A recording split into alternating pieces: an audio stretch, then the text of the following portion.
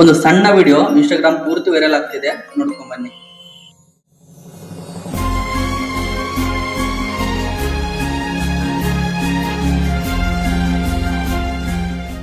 ನಮಸ್ಕಾರ ಫ್ರೆಂಡ್ಸ್, ದಯವಿಟ್ಟು ಈ ವಿಡಿಯೋನ ಯಾರು ಸ್ಕಿಪ್ ಮಾಡಬೇಡಿ.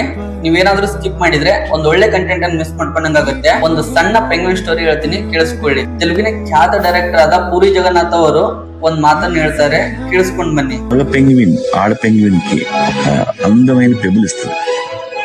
ఆ పెబుల్ గాని తీసుకుంటే ఫిమేల్ యాక్సెప్ట్ చేసినట్టే. ఒక్కసారి కమిట్ అయితే చచ్చేంత వరకు దాంతో. ಈ ಮಾತರ್ಥ ಇಷ್ಟೇ, ಏನಪ್ಪಾ ಅಂದ್ರೆ ಒಂದು ಹೆಣ್ ಪೆಂಗ್ವಿನ್ ಒಂದು ಗಂಡ್ ಪೆಂಗ್ವಿನ್ ಗೆ ಒಂದು ಕಲ್ಲನ್ನು ಕೊಡ್ತದೆ ಅಂತೆ. ಅಕಸ್ಮಾತ್ ಆ ಗಂಡ್ ಪೆಂಗ್ವಿನ್ ಅದನ್ನೇನಾದ್ರೂ ಅಕ್ಸೆಪ್ಟ್ ಮಾಡ್ಕೊಂಡ್ರೆ ಜೀವನ ಪೂರ್ತಿ ಅದಕ್ಕೆ ಲಾಯಲ್ ಆಗಿರುತ್ತದೆ ಅಂತೆ. ಒಂದ್ ವೇಳೆ ಅದೇನಾದ್ರೂ ಅಕ್ಸೆಪ್ಟ್ ಮಾಡ್ಕೊಳ್ದಿದ್ರೆ ಅದು ಪೂರ್ತಿ ಜೋನನೆ ಬಿಟ್ಟು ಹೊರಟೋಗುತ್ತದೆ ಅಂತೆ. ಸೊ ಆ ಸ್ಟೋರಿ ಇವತ್ತ ಎಲ್ಲರ ಕಣ್ ಮುಂದೆ ರಿಯಾಲಿಟಿ ಆಗಿ ಕಾಣ್ತಿದೆ. ಇದರಿಂದ ನಾವು ತಿಳ್ಕೊಬೇಕಾಗಿರೋದು ಏನಂದ್ರೆ, ಸೊ ಯಾರಾದ್ರೂ ನಮ್ಮನ್ನ ಪ್ರೀತಿಸ್ತಾರಪ್ಪ ಅಂದ್ರೆ ಆ ಪ್ರೀತಿನ ನಾವು ಗೌರವಿಸಬೇಕು. ನೆಕ್ಸ್ಟ್ ಆ ಪ್ರೀತಿನ ನಾವು ಅಕ್ಸೆಪ್ಟ್ ಮಾಡ್ಕೋಬೇಕು. ಯಾವತ್ತು ನೀವು ಸಂಬಂಧವನ್ನು ಕಳ್ಕೊಂತ ಹೋಗ್ತಿರೋ ಅವಾಗ ಆ ಕ್ಷಣ ನಿಮ್ಗೆ ಖುಷಿ ಸಿಗ್ಬಹುದು. ಬಟ್ ನಿಮ್ಗೆ ಆ ಸಂಬಂಧವನ್ನು ಕಳ್ಕೊಂಡ್ಮೇಲೆ ಅದ್ರ ವ್ಯಾಲ್ಯೂ ಏನು, ಅದ್ರ ಬೆಲೆ ಏನಂತ ಗೊತ್ತಾಗೋದು.